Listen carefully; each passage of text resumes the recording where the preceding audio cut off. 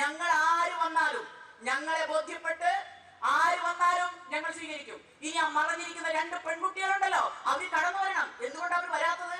ഞാനും നിങ്ങളും അതിന് ഉത്തരവാദികളാ. അവരോട് ചോദിക്കും, നീ പോയിട്ടല്ലേ നീ ഗർഭിണിയായത്? നീ പോയിട്ടല്ലേ നിനക്ക് ഗർഭചിത്രം വരുത്തേണ്ടി വന്നത്? ഇല്ലേ? ഈ ചോദ്യം ഭയപ്പെട്ടിട്ടാണ് ആ കുട്ടികൾ ഭയപ്പെട്ട് പേടിച്ചു മാറി നിൽക്കുന്നത്. ഞാനിവിടെ പറയാണ്, മാധ്യമം ആരെങ്കിലും കൂടി ഉണ്ട്, ആ പെൺകുട്ടികൾ ഒരു കാരണവശാലും ഭയപ്പെടേണ്ടതില്ല.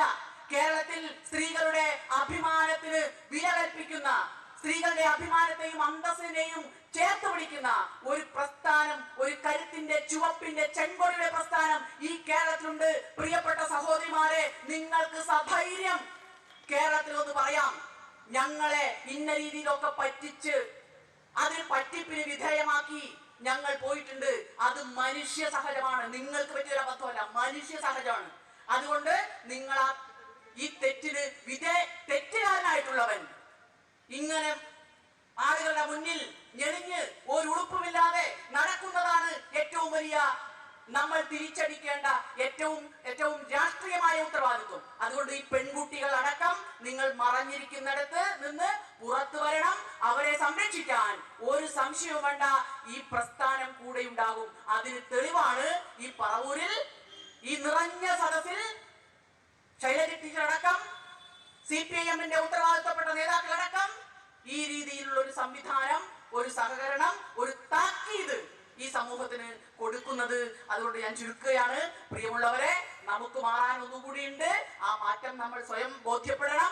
നമ്മുടെ സംഘടനയും അതുപോലെ കരുത്താർജിച്ച് മുന്നോട്ട് പോകും.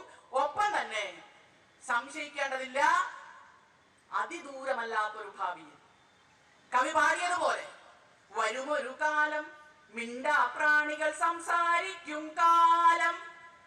എപ്പോഴും മിണ്ടാതിരിക്കും എന്ന് വിചാരിച്ചിരിക്കുന്ന ചില ആളുകൾക്ക് വേണ്ടി ഒരിക്കൽ കൂടി പറയാണ്, വരുമൊരു കാലം മിണ്ടാ പ്രാണികൾ സംസാരിക്കും കാലം.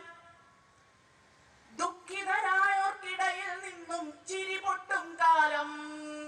ആ ചിരി കേൾക്കാൻ, അവരെ ചിരിപ്പിക്കാൻ കരുത്തുറ്റ പ്രസ്ഥാനം നമ്മോടൊപ്പമുണ്ട് എന്നുള്ള അത്യന്തം ആത്മവിശ്വാസത്തോടുകൂടി എന്റെ പ്രസ്ഥാനം എന്റെ കൂടെ നിന്നുകൊണ്ട് ഇത്തരത്തിലുള്ള പരിപാടികൾ സംഘടിപ്പിച്ച് പെണ്ണുങ്ങൾക്ക് കരുത്തായി ഒരു പറ്റം ആളുകൾ നമ്മുടെ കൂടെയുണ്ട് എന്ന് വിളിച്ചോതുന്ന ഈ പരിപാടിക്ക് എല്ലാവിധത്തിലുള്ള അഭിവാദ്യങ്ങളും നേരുന്നു. അതോടൊപ്പം തന്നെ റിനിയെ കൂടി സ്വാഗതം ചെയ്യാണ്.